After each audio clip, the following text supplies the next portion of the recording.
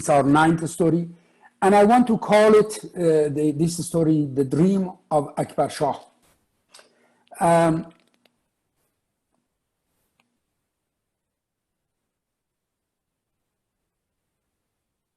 When you have taught day and night for 9 continuous years, you have dedicated yourself to only one work, one project, one task, you can understand that what is the joy of thinking about its completion toward the end.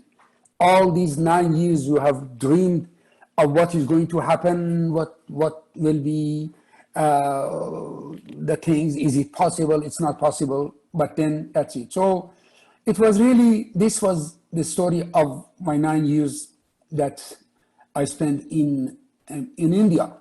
The first 2 years was absolutely nightmare. It was absolutely nightmare. I was, first of all, we needed to get used to the condition, to the atmosphere, to the people, to the language, to the temperature, to heat, to dust, to the condition of the country that I have talked about it a bit before. Second, it was just like swimming against the flow of a very wild river that is rushing down the slope, and you want to swim upwards. It's so difficult. I remember one day I was driving car on a road. I wanted to say highway, then I found no highway. Narrow ways, very bumpy and dusty. I was driving and I saw a fellow is guiding maybe 50 buffaloes to cross the road. And so, and the traffic stopped completely. They were waiting there. And this poor man was struggling with these big buffaloes that they don't want to move at all. They're just relaxed. They are not in this world. Speed does not matter for them. What is happening around them, it doesn't matter for them. And he was trying to guide them, push them, run back and forward, and they were just going the way that they wanted, at the speed that they wanted. And often they just suddenly decide to relax, sleep, and then you have to push them up and down. At that time, I thought, my God, this is the story of my life. I'm trying to push a really massive number of elements that they do not want to move. They don't want to go. Everybody says it's not possible. Everybody says it's difficult. Everybody is difficult. So how I want to push it? And this was really the story of my life. The stress, and I told you that we had some group of really old, rusted, complete, frozen brain, no imagination, experienced Indian engineers that they were trying to tell me that they know the work better, and but they were not ready to do anything that is not what they had done for years and years and years. And what they had done for years and years and years was good for nothing. It was nowhere near what we wanted. So it was really a real struggle for me in that. I was so stressed. Once my wife brought me a sleeping buffalo that is so relaxed, and put it on my table and said that, you know, whenever you are so frustrated, look at this. It's so relaxed. It doesn't want to, nothing is happening. It's so relaxed. It's just comfortable. They come, you can see often when you are driving on the big streets of Delhi with all of the traffic and heavy traffic. Traffic of Delhi is so heavy that normally all of the cars, they close down their mirrors. They side mirrors, because if it's open, it will break. So they will close it. And imagine in this traffic, you come, suddenly you see 20 buffaloes are sitting right at this crossroad. I remember that the policeman, the traffic police, was at the middle of 20 buffaloes. In fact, we wrote a story about this in Varga magazine. If you look at the www.vargamagazine.org, you can see the photographs of, and you can see all of the old issues of Varga. That issue on that day that we saw that thing, it is in Varga. The picture, the policeman is at the middle of the traffic giving direction to all of the cars, but 20 buffaloes are sitting on the road, and these cars should drive in between. And that's it, that's his life. So I was supposed to learn relaxation from this buffalo, which is really living the world, the life, the way that he or she wants.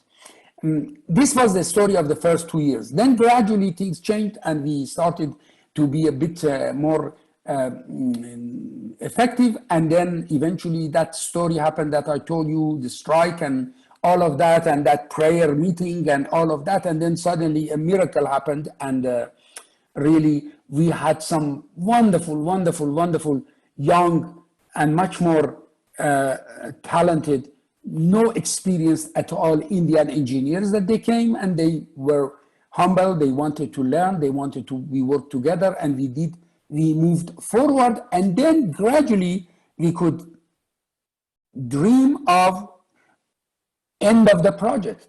We are reaching to end of the project. When we are going to have that, this was year 1984, then I started to think about, we have to fix the date about the completion of the project. You remember that I had promised to Amatul Baharuya Khanum that the work, when we finish the temple, when the date that I give is absolutely the day that the temple is open for function. And if you have heard the previous stories, I told you this is the 9th story, the previous one. If you have not heard it, they are all on the YouTube. There is a link that you can go and listen to those things, because these stories are a bit connected to each other. Anyhow, so I communicated in the House of Justice, we said, and we set the program, the Christmas of 1986. Christmas was an advantage because Christmas is not that big a matter in India, that they are all Hindu and Muslims and Sikh. But at the same time, foreign Baha'is, many of the Baha'is that they want to come from all over the world, they have holidays, so they can come. So we decided that Christmas of 1986 is the right time for inauguration of the temple, and this was the situation. Now, so we are now working toward that event. You know, the financial situation of the temple was always a big issue. How we are going to raise fund for the temple. I mentioned in the previous stories that the day that I was in London, and that the revolution of Iran happened. And all of the Baha'i properties and Baha'i assets and Baha'i organizations that they were financing, really, because for many, many years, India was in fact sponsored and supported by the Baha'is of Iran and the National Assembly of the Baha'is of Iran to be able to finance its projects. And the community, because of the poor condition of the community, was not able to finance even its own internal projects. All was done by Iran. Now, suddenly, revolution of Iran has happened. The source of income, that most important source of budget for the Temple of Asia and India was Iran. So this revolution upset everything, and Baha'is of Iran, that they were so generously contributing to the international Baha'i projects, they themselves needed financial support. They lost their homes, they lost their everything in thousands, and it was very, very catastrophic. At that time, I was in London, and I was very, very concerned that I am working with this speed toward the construction, toward the drawings and everything, and I want to go ahead, but the situation of Iran is like this. So what is going to happen? Every day, I was expecting to receive a telephone call from Haifa to tell me that slow down or stop. One day morning, early morning, telephone rang. I picked the telephone and was Mr. Fatah Azam online. So immediately I signaled to my wife that this is it, it's coming. Mr. Fatah Azam told me that the House of Justice would like to consult with me. So I'm asked to go to Haifa. I knew for sure this is it. House of Justice is going to tell me that, okay, right now, we cannot do it, slow down or this or that. Anyhow, I immediately got a ticket and arranged a trip, and I went to Haifa. When I went to Haifa for first couple of days, normally the consultants that they go to Haifa, they will be given chance to go to shrines and pray and be prepared and this. So I was doing that, and meanwhile during those evenings I had chance. I was always invited to somebody's house, and there I met a few members of the House of Justice. In fact, most of the members of the House of Justice I met before I meet the House of Justice, and all of them I noticed that they are very, very worried. They are very concerned. They are not comfortable. And they are, in fact, more concerned than me. So I was sure that this is the case. Then I had my appointment to go to the seat of the House of Justice and to go to the council chamber and meet with the members of the House. So meet with the Universal House of Justice, all the 9 members. So I went there and sat, and they asked me to say a prayer. I said a prayer. And I was told that, of course, you are aware of the situation of the revolution in Iran and unfortunate condition of the Baha'is of Iran. And the fact that most of the assets of the Baha'is in Iran has been confiscated, and it's in difficulty, and Baha'is, they have trouble. Many of them have lost their homes. Many of them are in prison, this and that, all of that situation. And the House of Justice is very worried that how the Baha'i world is going to finance the temple. At the same time, the temple of Samoa was in progress. At the same time, seat of the House of Justice was getting ready toward the end of it. So all of these projects, they had financial situation, and this is the situation. But I was told, to my shocking surprise, I was told that the reason I have been called to meet with the House of Justice is to be assured that the plans of God cannot be changed by the events that is happening in this world.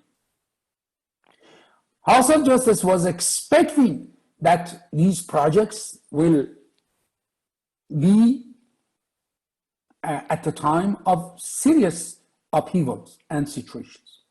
House of Justice is not sure how this budget will be fulfilled and how the money will come.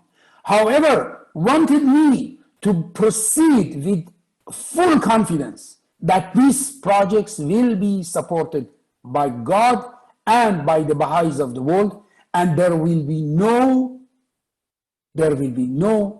problem. So please go and work as hard as you can. I could not believe my ear, because how? From where? What? Anyhow, dear friends, I make it short. I went back and I started working, and I never asked a question about money. And I never had to ask for money. The money continuously came from all over the world and from India. The people that they could not afford the ticket of bus to come to the feast. They contributed so generously all over India. The fund was, in fact, the number one contributor to the construction of the temple was India, and all over the world, Baha'is at countries that they were not at all participating, nor before that, in the international projects. Hardly they could manage their own affairs in their own country, raised, and they supported the fund, and all of these projects was completed, and all of that was done. But nevertheless, I was very, very aware that we should be fully conscious of saving money. That is our main task. Believe me, I was so, not only me and my friends, all of my colleagues, the team that were working there. For us, saving $10 was a religious task. We thought that it is our duty to save $10, $2, because the money that would come to us was cents. Several times I had received a fund that the amount in the envelope was less than the stamp on the envelope. People, they contribute like this, and the money came, and we had the flow, and this went on. So now, this was just a small detail of this one, but then we went forward. Now we do not have, because of that, our aim was to build a temple itself, right? The central edifice. We built a temple, but not the rest of it. Landscaping and this and that, we didn't have budget. But Lotus is so mixed with its atmosphere. How you can have a flower that is just it's alone. The flower should sit in the environment, should sit on the landscape. It should be in the garden, what is around it. Lotus, water around it, and all of the other things, and you need space, you have to create this. So I didn't want to finish it. I didn't want to do it, and then I leave these things here and I go, and then later on somebody will come and design something here and there, and that is not good. So my aim was to build, to complete everything to the best of possible way with the same budget that we had. This is what we wanted to do. So we started our own really in-house landscaping, in-house nursery. The flowers, plants, trees are expensive. We planted our own trees, from the cuttings, thousands and thousands of cuttings. Every weekend, I would go to villages, to farms, to these places, and anywhere I saw beautiful flowers, we would get some cuttings, we would get some seeds, we would get something, or we would buy trees, very small trees. Imagine, I wanted royal palms. Royal palms are majestic and expensive, but I thought, if from the first year of the construction of the temple, we plant these small trees, eventually at the time of construction, they are big. So we started all of that. Thousands of these trees we planted. And I would send gardeners that are very cheap. I mean, I had, I don't know, $2 a day gardener. They call them Mali. These Malis, we send them. They would go to the, out of the city, to the rivers or to the stream of waters, and from the side of the rivers they would cut the grass cuttings. We have the small. I mean, imagine 2 square inch of, or 5 centimeter by 5 centimeter plug of wild grass that is rough and tough, and it grows all seasons. Rough grass. They would bring it, and we plug them into the soil. The distance, 1 square inch, 2 square inch of inches of grass plug, and then one plug every 2 feet, every 40 centimeter, 50 centimeter. So, and water it. This block will expand and will take over time, and we would make some square meters of grass. Then again, we would cut that grass to square inches and plug them again. And in this way, we were just year by year, we are expanding to create the grass. Also, we had all trees, Golmahar trees. Golmahar is flame tree. Golmahar is what is in Israel is called Jamil, or flame tree. In the United States, it's called flame tree. Ashok trees are like cypress, completely different nature, but they look like cypress, and they're wonderful, beautiful. Ashok trees, all of that, small trees, pots of these, and we would expand the Malis would develop it and will expand it. Hedges, everything else, flowers, all. And this is what, also, we announced that because all of this land was a rock, full of rocks, and there was a huge sort of waterway, a sort of gutter that was passing from middle of our property. Middle of our property was low, sort of like a valley, and this water would pass, the rainwater would pass through this area. So it was so rough, we wanted to level this.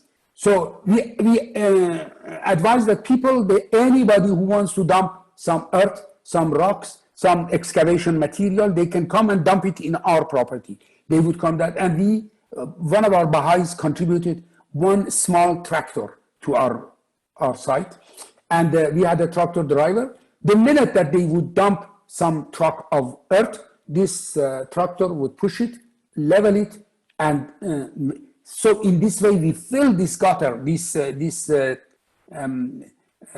flood valley, and all other rocks, all of that. Gradually we were leveling this with tremendous really suffering. But all of this work was going on, and we were getting ready. It was our aim that for inauguration, we should have flowers everywhere. We should have trees. We should have beautiful gardens.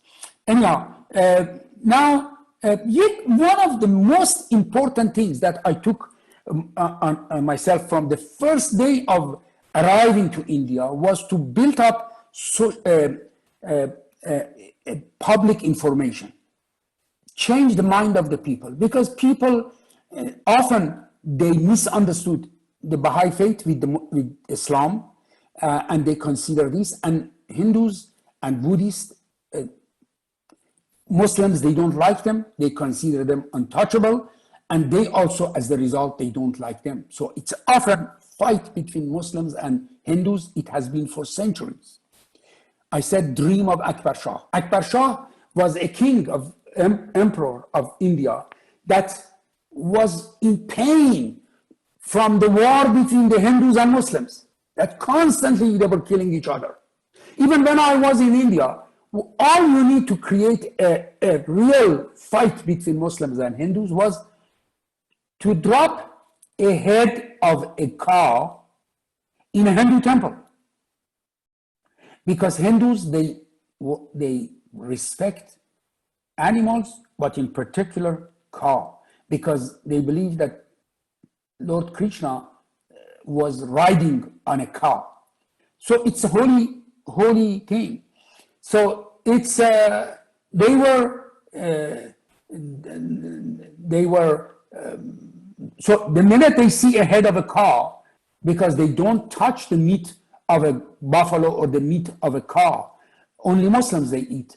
So they would consider this. So if you drop a head of a buffalo or a cow in a Hindu temple, it's the greatest insult. Next day, 20, 30, sometimes 100 people are killed. Or alternatively, drop a head or a dead body of a pig into a mosque. Next day, you have a revolution. Several times it has happened, several times.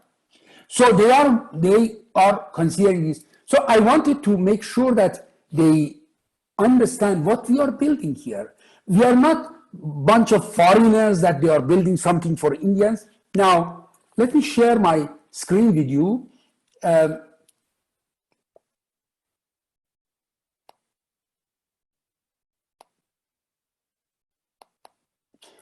Look at the temple site. This is a Google map of the temple. Our temple is at the middle of this green zone.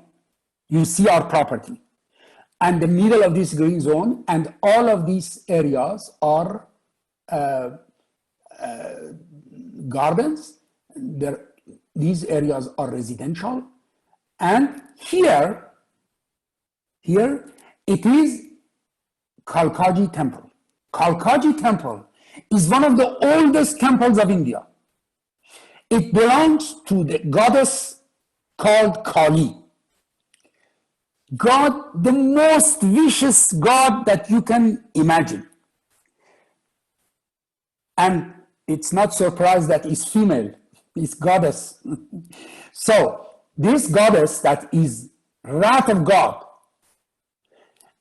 And of course, it has, if you look at the Google, you will find that it says scary, bloodthirsty embodiment of destruction, but ultimate protector against evil.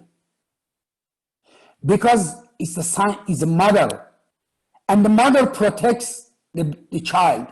So if anything goes wrong with anyone in his life in India, they think that Kali is in rage with them. Kali is angry from them. So many, often you can see the people that they crawl from their village to this temple to beg forgiveness of Kali. They call it Mataji. Mataji means mother. Mataji. They come to beg forgiveness of Mataji. If Mataji doesn't forgive you, you are in trouble. So this temple is very important temple, and in some special events, thousands and thousands and thousands of people from all the villages, they come, and this whole area becomes a massive crowd of believers that they come for prayer. Now, we are going to build this temple right next to it. There are 3 other temples in this area that you don't see. There is one ISKCON temple in this area. There is one another Hindu temple in this is ISKCON. This is ISKCON temple that I told you. And there is another temple right at the top of the mountain here. And it's, so all of this area really is a spiritual place. Now, we are building this temple next to these fellows. And there are so many, all of this, so the first thing that I did was I bought some sweets and gifts and this, and I went to the temple to see to this Hindu temple. This is Kalkaji temple. Part of this temple is more than 1,500 years old. Part of that is new.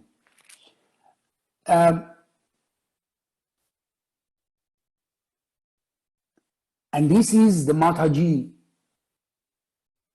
deity, the face of Mataji, that the people, they crawl from their village to come to the village and beg forgiveness of Mataji. And this is the priest. So, and people come and feed the deity with food and sweet. So we bought some sweet and food, and we went to the temple. I paid respect to the priests, and I said that we have come here to build this temple. This temple is not my temple. It is not any different temple. It's your temple. We are building it for you. We are building it for all the people of India. The temple is, in fact, this is so important. I think if we study the principle of the Baha'i temples, we Baha'is pray in private. We are encouraged to pray in private. We do not go to church. We do not go to temple so a priest talk for us. No lecture is allowed in a Baha'i temple. You cannot stand up there and say Baha'u'llah is manifestation of God. You cannot do that. You can only say prayers from the holy writings, from Bible, from Quran, from Vedas, from Hindu scriptures, and from the Baha'i scriptures. You cannot even read a talk of Abdul Baha. You cannot read a tablet of Abdul Baha. It should be a prayer to God. So I explained these things to these priests, and I said that this is it. And they were sitting, listening to me without one smile. I was thinking, do they believe me? Do they? I didn't know. We said all of those things, and we give them those gifts, and we put the sweet in front of the deity and all of that, and we went. It's very interesting. Few years later, I had a Baha'i security guard, one of the dear Baha'i friends that had come from Iran, and was member of the Royal Guard military man. But when he had come there, he was very upset and he was depressed. One day I invited him and I said that you have been the security member of the Royal Guard in Iran. Do you want to be the guard of Baha'u'llah now? He said, what do you mean? I said that we need security guard at our temple. We have lots of Indian security guards, but they are not careful, they are careless, they often sleep at the site. And they go, every night I would go often I would go for inspection, and often I would see that the man had taken his dress and is sleeping. I would take his dress and go. And next day I would go there and say that, which one of you lost your dress? So you are fired. You have to go. But they were doing it. They were sleeping. They were crazy like that. So I asked this friend of us, Mr. Nabi, to be the head of the security and watch. And he was so careful, and he did not let anybody to do any for more than a year that he was there. Every single night, from 8 o'clock at night to 8 o'clock in the morning, he was on duty. Exception was one night that he told me that his brother is coming and he would need permission to go to the airport because he does not know English and he wants to help. Anyhow, one night he called me. He said, Mr. Saba, come. My house was very close to the temple. We lived in almost, 5 minutes drive to the temple, 10 minutes drive to the temple. And I rushed to the temple to go. We jumped in my car and rushed to the temple. And when I arrived there, Mr. Nabi came toward me and said, don't worry. Everything is all right. I told him what has happened. He said, I saw a massive number of Indians are coming from the temple, from Kalkaji temple, and they're sitting along the fence of our property. I was so scared that, my God, what's happening now? Our temple is full of wood and this and that, and it's so dangerous. All of that is flammable. He said, after some time I went and I asked them, what are you doing here? Why are you doing this? He said, the priest has said, they are building a new house for Mataji, for Kali. Very soon, when this temple is ready, Mataji is going to move to this new temple. So we have come to say prayer. You see, I was so moved that our first approach to this priest, it worked. They liked it. And so we were publishing also a magazine every 19 days. We would, Baha'i months, we would release a few pages of a newsletter. It was called, We Are Building a Temple to Our Lord.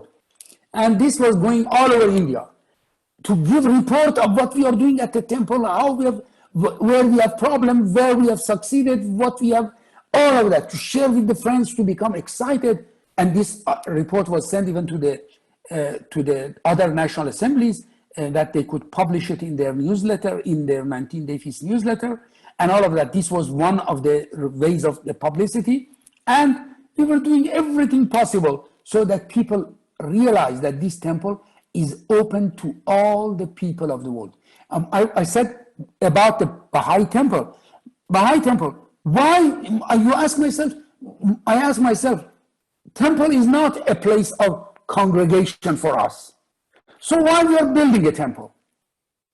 Temple, Baha'u'llah says, temple is built a temple in every land, in every city, to the best possible way, the most beautiful possible way, in the name of the Lord of religions. Temple is the symbol of unity of religions in the Baha'i faith. It is a place that it's open door to everyone, to all the religions, from all the religions, and in India, all the caste, all the levels of the society. In India, if you are a Hindu, if you are from the high caste, you can go to your own temple. If you are from a low caste, you cannot go to that temple. You cannot go to a Hindu temple because you do not belong to that caste. You should go to your own caste. But we say this temple is open to all the caste, and we had written this. We had written this on the door of the temple, right at the top of the door. This was a painting. We had made a wall. It had a small roof, corrugated steel at the top so that it doesn't get dirty. And then it was written, blessed is the spot and the house and the place and the city and the heart and the mountain and the refuge and the cave and the valley and the land. You know this prayer, where the mention of God, where the name of God is mentioned and his name glorified. This is the blessed spot. And we have written there that the building under construction is a house of worship, which will provide a place of prayer and meditation to the people of all castes and religions. From within this temple, the voices of mankind will be raised in praise and glorification of the creator of universe. How often I saw people, distinguished people, are reading this and they are so moved. They are so impressed. All the caste, a Harijan, an untouchable, comes to the temple and sits on the same bench that a Hindu, a Pandit, a priest comes here. We have had the head of the Hindu religion, the head of Jain religion, the most fanatic Hindu sect. We have had Dalai Lama to come to the temple several times, to come and sit on those benches and say prayer. And when he goes out, a Muslim comes and right sits there. When I saw for the first time that a Muslim say a namaz at the temple, I cried. I could not believe it. Coming from Iran, to see 7, 8 Muslims are saying namaz, although it's not permitted. It's not, nobody is permitted to say prayers in the traditional way and this and that. You can see it and silently pray. But they were doing it. And it's so impressive that all of the religions, they can come and do that. Anyhow,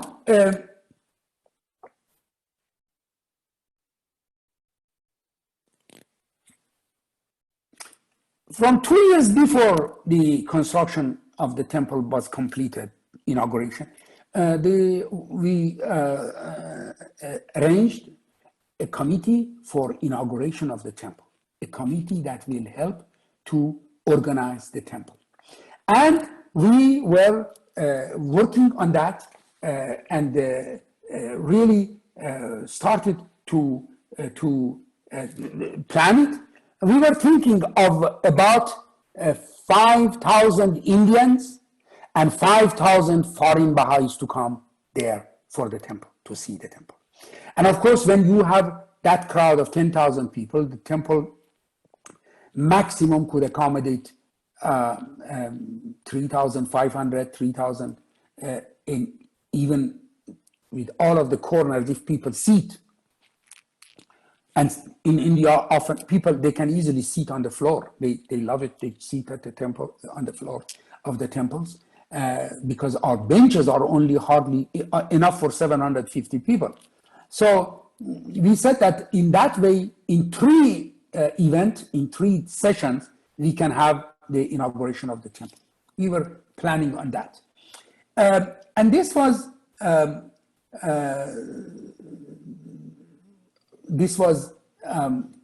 the way that we were doing it. And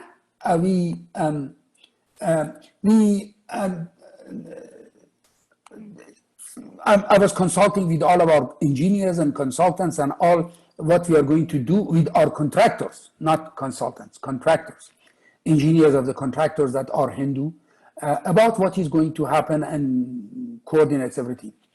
All of my Indian engineers, very powerfully, they were insisting that, Mr. Saba, you should not allow anybody to come into the temple with shoes. If anybody comes to this temple with shoes, no Indian will consider this building a temple. Hindu tradition, as a matter of respect, you should go without shoes. Not only because of of cleanliness, also because the shoes are skin of animals, and animals are respected in Hindu religion. And in some Hindu temples, you have to even remove your belt. You cannot go with belt. And they were insisting this. And this is the only place where people would go at that time with shoes was church, Christian churches. I knew that it's complicated. It's difficult to remove shoes. 3,000 people, 4,000 people. I didn't have any idea that eventually we are going to have 150,000 people to visit the temple in one day. That was beyond imagination. I never imagined such a thing. But we said how to remove the shoes and all of that. So as a result of that, I designed a shoe room that was prepared to remove the shoes. And this was, sorry, I have to go back. This was, you can see here the shoe room. This building underground is quite big. It can accommodate 10,000 pair of shoes. There are special boxes for that, and you can accommodate that. So the design was that people, they come from one direction. See, they line from entrance, they line up to here. From here, they go down few steps, they go down, and they go there. From behind this place, on this side, people sit on like a bench, they remove their shoes, they go down, they give their shoes to people that they are behind that window. And when they go back, they come here, they line on the left side, and they go down. You can see here, they go down and they take back their shoes. They put on and they continue and they go out. This is the line, this is the system that we had designed to do this. And we were supposed.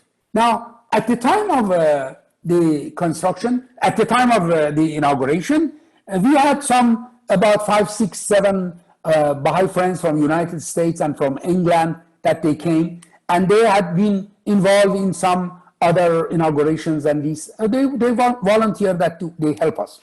They were desperately against the removing of the shoes. They said it will create chaos.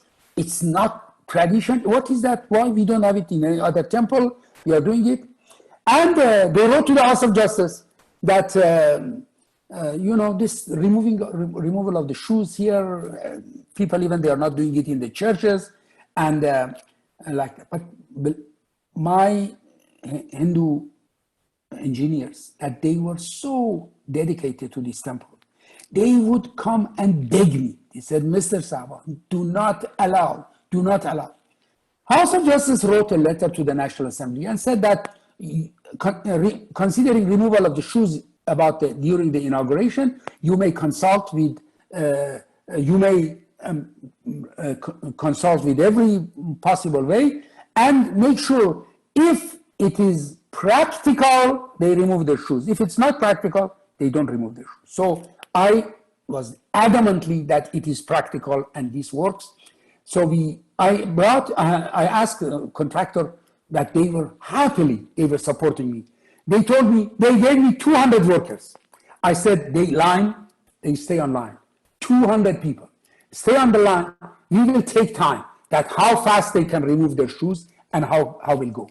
We did it, and all of these are friends that they were those volunteers that they had written to the House and all of that. They became members of the National Assembly, especially Secretary of the National Assembly, Mr. Shah, that had received that letter that if it's possible, if it's practical or not. You see, I invited him, he came, we did this experiment, and it went smooth. They removed their shoes, they gave their shoes, they went in, they put it in, and they took their shoes back. And so I said, it's practical. So it was decided that we remove our shoes, and this was the one that were done. Of course, the day of inauguration, I could not breathe of the concern, because when I came and I saw the crowd of the people that they are going to the temple, I was so, I will show you later that one. I was so shocked, and I said prayer, I was saying prayer when I went to the temple, but then I saw that the temple was full, 3,000 people are there, and there was no problem. So I said, thank God, I got the feeling that it has worked. We had 8 people to work at the showroom and to take the shoes. Some of our Baha'is also, they were taking the shoes to help, and it went on. This style of removal of the shoes, and this has become a model for many of the temples in India now, including that Akshadram that I mentioned last time, and that they have copied this. And it's very interesting. After of our inauguration, you can read in Newsweek magazine that was published at that time, Newsweek. I'm not sure even if maybe in Times. It said that the Pope had authorized in India that in all the churches, they have to remove their shoes. So we did really influence them rather than, and they accepted, and this was possible. And now, as far as I know, in most of the shoes, most of the temples, most of the churches, they remove their shoes. Now, look at the inauguration day. This is the inauguration day, and this is the crowd that they are coming in to the temple. And they are going to the showroom. You see this corner? This is the showroom. They are turning right to go to the showroom, remove their shoes, and go. I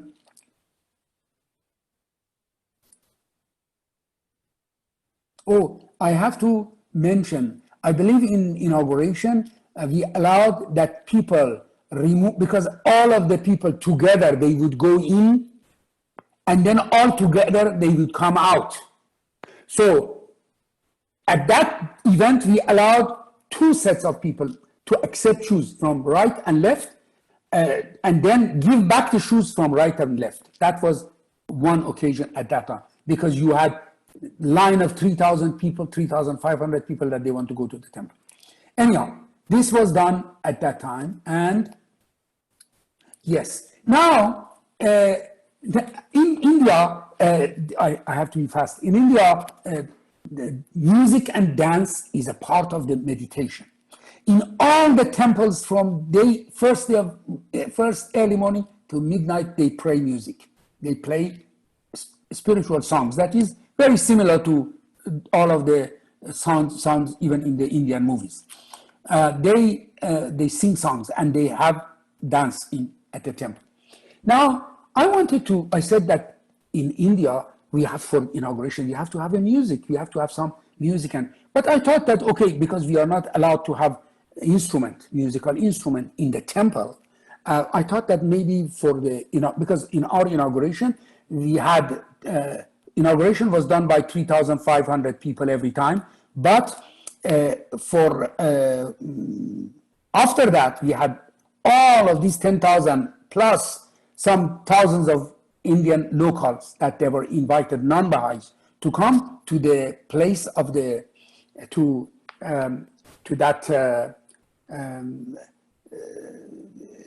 to stadium where we had all of these people could be accommodated to come there, and there I wanted to play music. So we thought that if really you want to have a musician, we should go for the best musician. We should go for someone great. And we thought about Ravi Shankar. Pandit Ravi Shankar is the most famous sitar player in the world and in India at that time. Of course, most of his time he was in the United States and England, and he was. So I found out about it with friends and everyone. Somebody told us that he's coming back on this was quite before inauguration, years before inauguration. And then he said that I will let you know when he comes back. So once he told us that Pandit Ravi Shankar is in Delhi, and he can get an appointment from him for us, we go. So one day morning, we went to his house, to the house that Ravi Shankar was there. I'm not sure if it was his own house or somebody else's house. Perhaps he was invited by some friends. So we went to his house, to that house. And Pandit Ravi Shankar received us, was there. We went to him and we talked, and I showed him the pictures of the temple and all of that. And I mentioned about the subject of the whole idea of the temple, unity of mankind, the Baha'i faith, all of this I explained to him. And he was very impressed. He said, thank you so much, very good, great. This is so beautiful, such a spiritual place, pictures and all of that he saw. And then he told me that, we told him that we want you to come to that auditorium and talk. He said, my style is not to go and play music in a stadium with 15,000 people and all of that and also I'm very busy on this. But then he said, if you would have asked me to come and play in this temple itself, I would have accepted. My God, I got shocked. How I can tell him now that you cannot play music in the temple. You cannot have instrument in the temple. I really was ashamed of myself at that time. And I thought that, he's going to think that the Baha'is are like Muslims. They hate music, they hate instruments. And I looked at my friends, and looked at the Secretary of the National Assembly, and I looked at them, and everybody was looking down. They were not looking at me. So I was thinking, what should I say? Suddenly, Ravi Shankar said, in my opinion, there should not be any instrument in such a building. It should be only voice of mankind. Only voice of mankind deserve to reach to the thresholds of God. I said, oh my God, I felt so ashamed of myself. Ya Baha'u'llah, I am ashamed of your teaching. I didn't want to mention it. And here is a non-Baha'i master. His life is all music instrument. And he tells me it should not be. I just wanted to jump and kiss him. I told him that, yes, in fact, this Baha'i faith has said, and anyhow, he said, yes. He said, give me the writings of Baha'u'llah, and I mix it with the writings of the holy writings of Hinduism and Buddhism, and let the voice of mankind goes to the heaven of God and choir and this and that. I said, great, wonderful, wonderful, let's do it. Then he accepted then he asked me to give him some holy writings. We gave him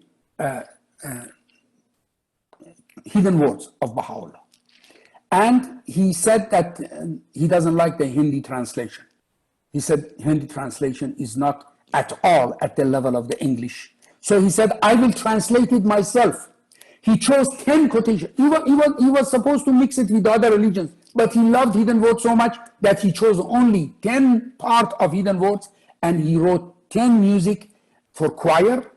And it was very interesting because when you sing, when Indian songs, they need always, even the choir, they need to somebody to keep the bass. So they keep one small instrument to play, just to get the number 1, 2, 3, 1, 2, 3. They get that one, so that the choir knows what that. He suggested that we can the English music, English choir that we had, because Hindi choir he would bring himself, and he would, our Persian choir that was Mr. Bijan Khadem Isaq, great Baha'i artist that we have in Vienna, and the English choir was Mr. Tom Price. That after that he became the conductor of the other temples, like Temple of Chicago. Before that, he was not doing that work. They accepted to keep the rhythm by their mouth. The English choir and Persian choir, they would keep the rhythm, bum bum bum bum bum, and then the others they would sing. Anyhow, this way we went forward. Unfortunately, I am running out of my time. So Ravi Shankar came to the temple. He saw the temple. He was so much in love. He wrote, and on the day that he came and he saw the temple, he wrote in our book that I am so deeply moved visiting this great, beautiful place that I find no words to express my feelings. People visiting here will find intense joy, love, and peace. Then we had, I cut down some of the things, and we had one of the most famous American architectural photographer that volunteered to come to take the pictures of the temple before inauguration. And these are the very famous pictures that he took.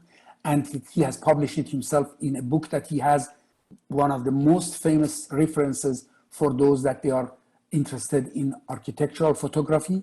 And he has written to me on that book, he has written that my favorite building. He has done photography of some of the most marvelous buildings of the masters of architecture all over the world in his book, but he said these are all his photographs.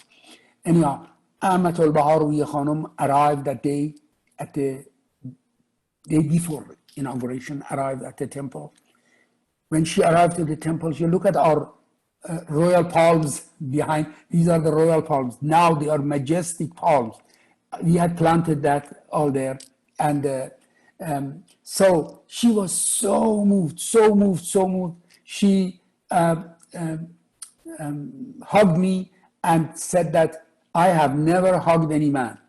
This is you. Sorry, but she showed her really appreciation of. She was a great artist, and she loved art, and she loved architecture. She was at that day. She was in such a joy. This was 2 days before the temple dedication, and my late wife, that at that time was there, and two other hand of the cause of God, Mr. Featherstone and Mr. William Sears, accompanied Amatul Baharuhi Khanum. She was in such a mood that day. He was in such a spirit that day. This is the day, this is sitting in the hall, inauguration of the temple. Amatul Baharuhi Khanum, Mrs. Nakhjavani, hand of the cause, Mr. Featherstone, Mr. William Sears, and Mrs. William Sears are sitting there. And behind them, we are sitting. This is the governor of Delhi with his wife. He's sitting there. And all of the distinguished guests, they came. Many distinguished ambassadors, ambassador of China, ambassador of United States, Canada. It was so interesting. One day I saw a Chinese lady outside the fence is walking and going around and is not coming inside. So I sent one of our Baha'i friends outside to to welcome them and say, what are you, where you are. And then they came back. I understood that she's the wife of the ambassador of China that didn't feel comfortable to come to the temple at that time. But we invited her, and I expressed that we will be delighted if His Excellency, the ambassador himself comes. He will be our special guest. We will love to receive him. He came later on, and many other ambassadors, they came. Representative of Vatican participated in the inauguration of the temple. And House of Justice, in a message to the Baha'i world, wrote that the opening of the Temple of India opened the door of the communist world to the faith. And they were so, all of them, they came and they said, Amatul Bahar Ruya Khanum especially had a visit with the representative of Vatican that had come. And he was a very distinguished, I don't know, bishop or priest. And Khanum spoke to him with such great things. Khanum was so inspired by the music of these three musicians, world famous musician, Ravi Shankar, Mr. Bijan Khadim Misaq, and Tom Price choir in Hindi, English, and Persian. Beautiful. Mr. Khadim Misaq had written some masterpieces of music in Persian, and it was really, I love it so much. Still today is so loving. And the temple was opened, and day was so crowded. Next day of inauguration, there was a memorial meeting for Mr. Dr. Mahajer at the Baha'i house, Hazirat al-Quds. So everybody had gone there. Khanum and Hand of the Cause and all of the Baha'is that had come had gone to the Baha'i Center. I was so concerned about the temple, that nobody will be at the temple and all of that. I said, before I go to that meeting, I will go to the temple to see how it is. So I went to the temple. Nobody was, because we had informed the people that the temple will be open from the 2nd of January, because Christmas and holidays and this and that, and we wanted to have our security people on place, our guides on place and all of that, and we wanted all of these Baha'is to go back so that there is a place for non-Baha'is and all of that, and it was going on. So I went, everybody knew that the temple will be open on 2nd of January, and now it's 27th of December. So I went there. And so I went to the temple. I went in. There was no one there other than few security guards and all of that. So I said I will go to the temple, inside the temple, to check everything just there. So as usual, I rushed to the temple to go in and to see what is inside, and come back and quickly go to the Hazirat al-Quds. I opened the door of the temple. I removed my shoes behind the door, and I opened the door of the temple. But the minute I opened the temple, as if somebody stopped me with his hand, I realized, oh my God, this is not anymore your construction site. This is now Temple of Baha'u'llah. I stopped and I went in. I really felt the power that exists today, that till yesterday it was our construction site. Today is the Temple of Baha'u'llah. It's inaugurated. From then on, I never ever did that mistake to run to go to want to enter to the temple. And when I came back to go to my to pick my bag from the office, and I go to the car, suddenly I saw the security guard, the head of the security guard. He's running toward me. He said, Mr. Sabam. I said, what are you doing? He said, the crowd have pushed the door open. Thousands of them are coming in. I can't stop them. Meanwhile, I saw the crowd is coming. This type of crowd is coming. My God, what can I do? I went forward. I went in front of them. I said, please, wait. They stopped. Oh, the crowd.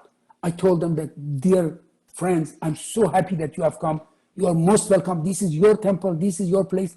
But we are not prepared for receiving you. We do not have the personnel. We do not have the staff. We have announced that this will be open from the first day. But then please, can you please go around the temple, circumambulate, and go out. Don't go inside the temple. They all said, okay. All of this mass, they went round, they went up, they went round the temple, and they went out. And it went in. I missed the funeral, the memorial meeting of Mr. Dr. Mahajer, dear Dr. Mahajer, who had a great share, has had a great share in my life and in this temple.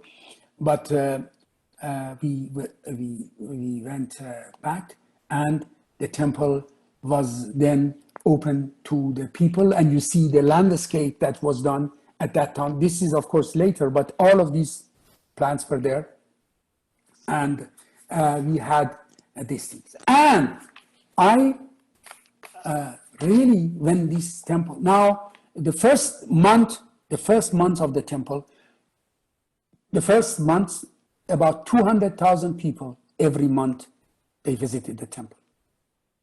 200,000. So I thought, this is just a beginning, and it's crowd and this and that. People will gradually get used to them. It became only went more and more and more and more. In the first year, we have even the CNN that says this is the most visited building in the world. It says with 3.5 million visitors a year. Now it's 5.5 million visitors a year. Every year it has gone more and more and more. And we have the record of 150,000 visitors in one day. One day. When this crowd comes there, I remember the dream of Akbar Shah. Akbar Shah always dreamed that he is going to have a temple that is open door to all the religions, and Muslims and Hindus will live together and will sit together, and they will not fight with each other. By the way, I have to tell you this. I passed some 10 minutes. I will stop very soon. Right at the first days of the temple, the security guard came to me and said, Mr. Sahaba, there is a small dead pig in the garden of the temple, right outside the garden. This is the sign. I said, what sign? He said, yes, this is it. They are trying to see if you are Muslim. Because the pig, if we were Muslims, they would fight. There will be war. I said, don't do anything. Just pull the pig and put him at the corner of the garden. Even don't remove it. Let it be there for a couple of days. Then we remove it. So that they know this is not, we have nothing against pig. And this way, it went in, and all of those people and now I will tell you in future events, I will tell you about what is the situation with the other religions that they are coming there. But this dream of Akbar Shah, Lord Tennyson, Alfred Lord Tennyson, famous poet, has a poem, Dream of Akbar Shah. He says, well, I dreamed that stone by stone I reared a sacred fane, a temple, neither pagode, mosque, nor church, but loftier, simpler, always open door to every breath from heaven. Open door to every breath from heaven. And truth and peace and love and justice came and dwelt therein. Akbar Shah's dream never came true. He died and he never saw that unity that he wanted.